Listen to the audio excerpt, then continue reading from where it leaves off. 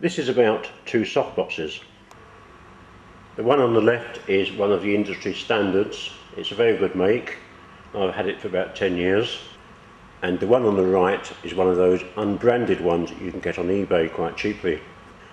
The only problem I've got is that the expensive one on the left has begun to yellow and it's no longer giving the white light that I need. So the time has come to replace it. Now the question is, do I go and buy another one which is quite expensive, or do I go for the cheap one?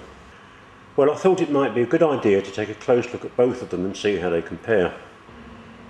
Well, this isn't really very scientific because they are different sizes and very different prices, but I still think it's worth taking a detailed look.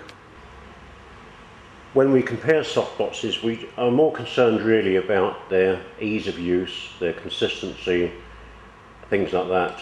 We're not really that concerned about the actual power output, but in case you are concerned about this, I've tried to be objective as possible and I've tried to be as consistent as possible to make sure that each softbox is getting exactly the same amount of power. So each softbox is fitted to an identical flash head, and both flash heads are plugged into the same generator unit or power pack if you prefer. The power pack is symmetrical, so each softbox will get exactly the same power. The power here is set at 2400 joules or watt seconds if you prefer. Let's turn that right down to 75 because otherwise it will produce too much power to measure. And switch them both on. But we'll switch off the modelling lights because we don't need those on. Now let's start off by measuring the more expensive industry standard softbox, and what I'm using here is another industry standard, the Minolta Flash Meter 5. Let's start off by taking a measurement just a few inches away from each corner and see what we get. F5.6.7, F5.6.6,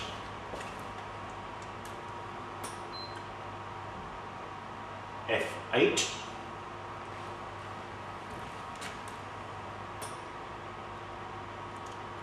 misreading, take that one again, F5.6.5, and then finally we'll take a meter reading in the centre. Now the centre should be a bit higher. Well, that's reading 11.5, which is quite a lot higher. Well, let's move on to our eBay special now. Same test again. F8.8. F11.1. F11.1. F11.2. F11.1. F11.1. F11.1, and the centre reading F11.8. Now that's strange because this is a larger softbox, therefore you would expect the light levels to be lower, wouldn't you?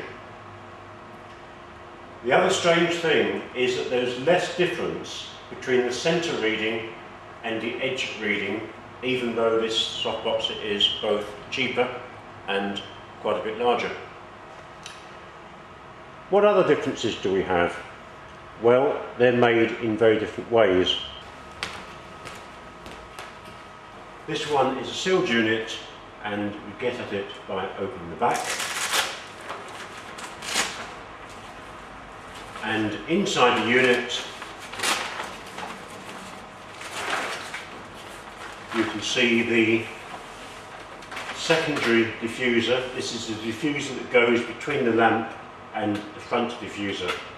The front diffuser is attached to the complete assembly. You can't detach it. The supporting rods here are made of steel. That's very important.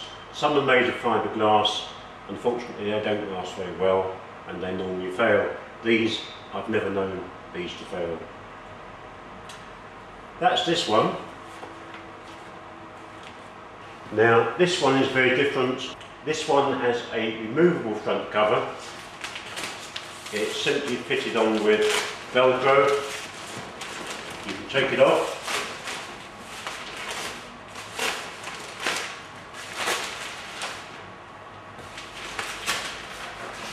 And the secondary diffuser is just about 4 inches behind it.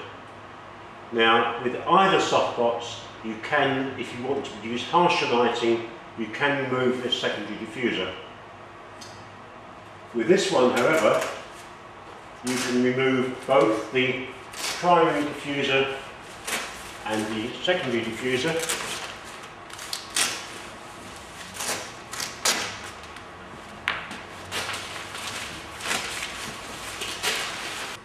As you can see, the cheap unit also has these metal tensioning rods, so there's very, very little danger of those failing either. There is perhaps just one other thing you might like to consider, although it's not the most important thing to think about with a softbox, and that is the amount of light lost through the back of it. Now our eBay cheapie doesn't seem to lose any light through the back at all. The reason for that is it has this secondary cover which seals it off quite nicely. Our expensive professional unit has a similar arrangement. It closes off with Velcro, as I mentioned, and although some light does escape out the back, it's really nothing to worry about. Well, what's the verdict? Are these cheap ones worth buying? Well, judged on just what I've learned from this one and from test photos I've taken with it, I'd say the answer is that this one is well worth buying. It doesn't mean they all are. I have seen some advertised cheaply, which quite frankly will drop to bits as soon as you try to use them. But there are some cheap ones around which are very, very good value for money, and in my view, every bit as good as the well-known brands. Hope this helps.